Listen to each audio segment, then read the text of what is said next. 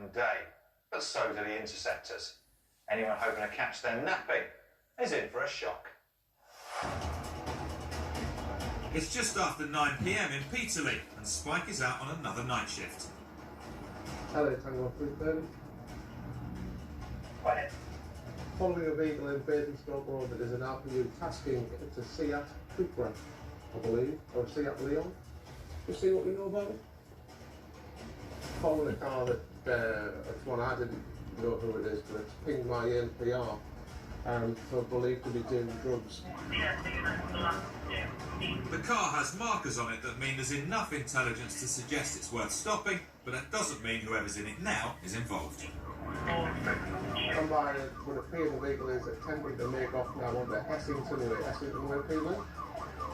It's now stopped, stand by for the underground. Hello there, you alright? Just switch this off. I just got a bit of a panic with the wait with me, bank card me, take the details. Sometimes people try to wrong foot the police by distracting them from the job in hand, but experienced coppers like Spike aren't easily deflected. From what I can see, there looks to be some cash in there. Just keep your hands where they are, and just with the way how you've tried to make off, just put your hands down here. The man's acting strangely enough for Spike to think a drug search is a good idea. You were now detained for a drug search. Put your hands down normally. You were detained for a drug search. Do you understand that? I'm going to stop you from being able to jump around. Once he has the suspect cuffed and in the back of his car, Spike explains why he stopped him. But the man's not very chatty. My intelligence is that you're actually dealing cocaine. Is there any truth in that? Hey? If I was to pull over a normal member of the public, acting on information that they're a drug dealer, they would be jumping up and down by now. Their head would be banging off the roof, telling me that they're not. He's going to sit there and tell me nothing. This guy is clearly the silent type. Spike gets his torch. Maybe a search of the car will prove to be more illuminating. You beauty. In the centre console there is what I believe to be either cocaine or crack cocaine. Whichever it turns out to be, Spike knows one thing. Certainly illegal. You're now under arrest on suspicion of supplying Class A drugs. Should I say anything? Okay. Drug-related deaths in England and Wales are at an all-time high. Last year alone, over 370 people died after taking cocaine. And the area with the highest drug mortality rate is here in the northeast. Well, killer. In the light of the station yard, Spike can have a more thorough search of the car. And he quickly finds more things the silent driver might have trouble explaining in interview. Oh, so there's a further 3 bags that'll either be cocaine or more sinister crack cocaine. All in all, police find 6 grams of cocaine with a street value of £300, as well as an interesting message on his phone. And he had a text from someone telling him, watch out, you unmarked BMWs around. Facebook happens to have the sender of the text message on there. We know who he is. We know where he lives. Very soon I'll know what he drives. He might be in here next. Spike's investigation into the silent suspect is ongoing. While the night shift may differ in many ways from working days, one thing remains the same. You never quite know what it is you're going to get. So the police interceptors have to keep their wits about them and be ready for anything. It's 11:30 at night in central Darlington, and I'm out with Interceptor Damo in the traffic car. Oh, that's fresh. How are you doing? Anybody injured? Right? There's a smouldering car half off a roundabout and a crowd of people gathered around. It's not immediately clear what's going on. Damo? Yeah? Car's on fire.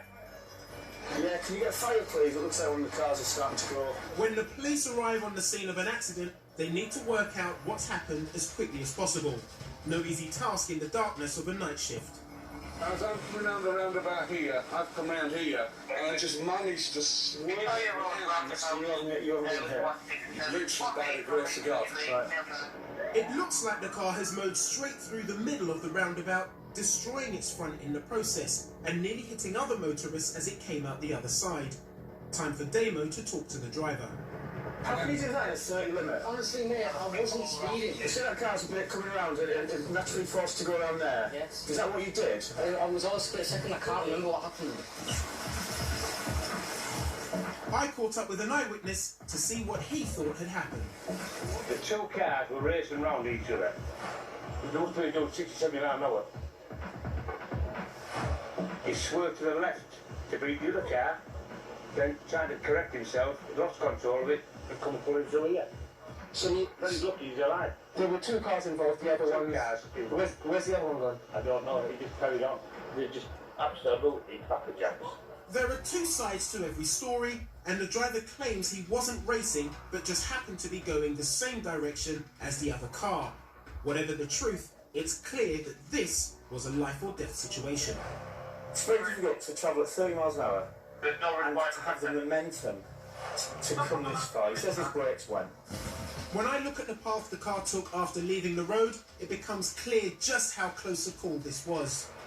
What a lucky boy. He's hit the curb there, he's shot straight across here, he's avoided this, well, maybe he hasn't avoided it. He's gone up and over it. Because there's a mess here. He must have been going some. Front of the car has been completely crushed. It was on fire. It's very fortunate that no one was killed. That's astonishing. It was decided that there was insufficient evidence to charge the young driver with racing, and the police took no further action. Luckily, no one was seriously injured in that crash, but every year, over 1,000 people are killed on our roads. And a disproportionate number of fatal injuries occur after dark. But a crash doesn't have to involve a fatality to devastate a family, as lead investigator Sergeant Johnny Stockold knows all too well. So what happened here then? So it was the 2nd of January, I was on duty, I was working a night shift, got a call about 9:45 to say there'd been a report of a serious accident. I could see that the fence panels had been smashed and the car had jettisoned off the road. So can you walk me through what the car, as far as you could figure out, had done? The car had been travelling at speed. This is a 30 mile an hour restricted zone. What sort of speed? It was upwards to 60, 70 mile an hour, so double the speed limit. Footage from a bus catches a glimpse of the car as it overtakes. It's a dangerous manoeuvre to do in the day, totally reckless at night. Seconds later, the car had skidded around a roundabout and then left the road on an overpass, smashing into the ground several metres below. We can see from the markations that were left on the road of the path that the vehicle took, and then there is quite a drop. Once it's hit that fence, it's only going one way, and that's it's going through the air and down the embankment.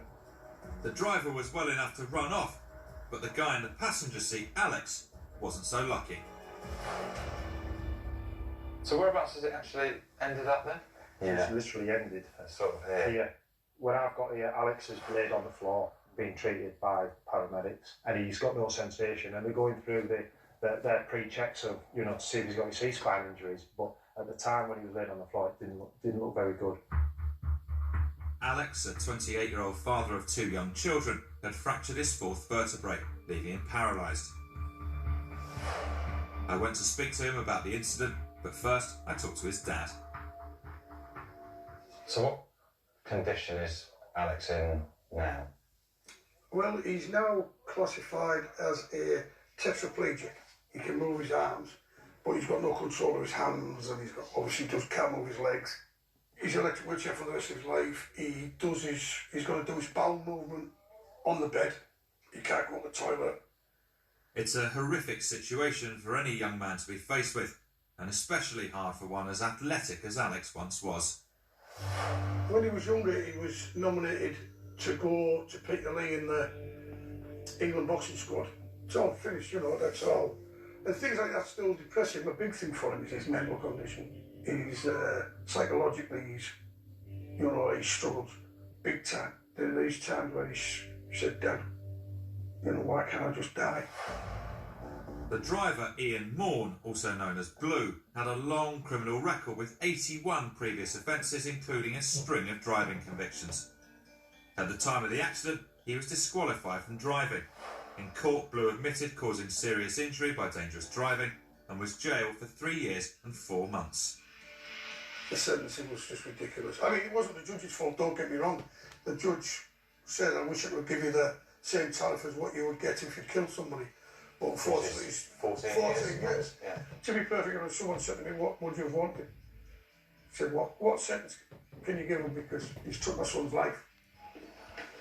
I decided to ask Alex what he remembered about the events that led up to the crash. So talk me through that night then, Alex. What were you up to? Me and my mate jumped in. He started driving like a bit of a lunatic down Corton Road.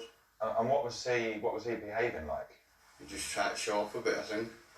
Tried to help slow down a bit. And the last bit I remember is the roundabout. He basically lost control of the car because he was travelling at ridiculous speeds. So. Yeah. Blue left Alex, paralysed and slipping into unconsciousness next to the smashed remains of the car. Even now, every time I go to sleep, all that pictures of my son laid there, and I thought he was dead. Alex had been wearing a seatbelt, but by the time the paramedics arrived on scene, he was laid outside the car. In his injured condition, Blue had pulled him out of the passenger seat to make it look like father of two Alex was the one driving. So what's your life like now then, Alex? No dignity left no more. Like my kids, they can't do hardly anything. It's hard for them as well as it's hard for me. And so how do you feel when you kind of think about your future? Hard, because I can't, let's say, walk my daughter down the aisle. I can't play football with my son. I can't do hardly nothing no more. Unsurprisingly, Ian has a message for anyone who thinks that speeding is fine. You're driving something that's a tool. It's a lethal weapon.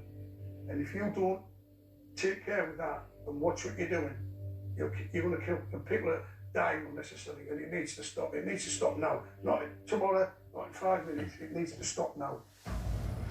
Sadly, Alex isn't alone. Last year, almost 25,000 people were seriously hurt or fatally injured on Britain's roads. No one's arguing with the fact that speed kills, but until recently, there was no way for conventional speed cameras to work at night without using a flash. But all that has now changed. These are infrared lamps. By illuminating an area with light that's invisible to the naked eye, the special camera can get clear shots of speeders, even in pitch darkness, without startling drivers. So mine, talk me through the setup here. What have we got? What I'm doing now is just setting the speed thresholds in. Okay, and what are you putting them at? It's a 30 mile an hour limit, so I set them with 35, so it will record anyone doing 35 or more. Right. And now we just sit and wait.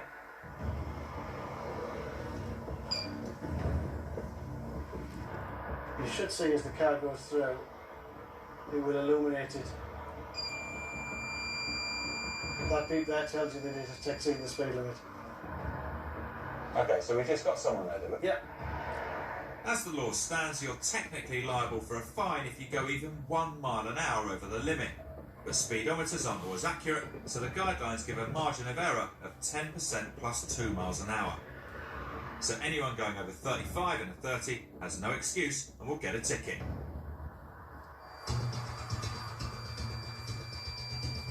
He was not only doing 35. 57. There we go. Like anyone going over 50 in a 30, that driver's going to court. This van can be placed anywhere that there's been a speed-related crash. Presumably, back in the day, you couldn't use the camera vans as soon as night fell. No, you couldn't. So you're very much restricted to roads where there was a lot of light. But with this stuff, you can go on a road pitch dark. With tools like this, police hope to stamp down on those who think they can use the cover of darkness to get away with speeding. That feels very beepy. That's 54. Oh. And if I'm not mistaken, he's run the red light. So that's the sort of thing you're putting up with. You've got a life-changing collision up on the left-hand side there. You've got some biff going down at 54 miles an hour and he was braking by the time I clocked in. Now that's the type of person we need to catch and get off the road. Get off the road, yeah. Stay with us, because still to come on Police Interceptors After Dark Special. Spike is on the hunt for late-night drug drivers. What's your underpants doing in there? And I witness his famous powers of persuasion. I'm a great reader of people's mannerisms, and I think you've got something on you. Whereabouts is it? In your sock.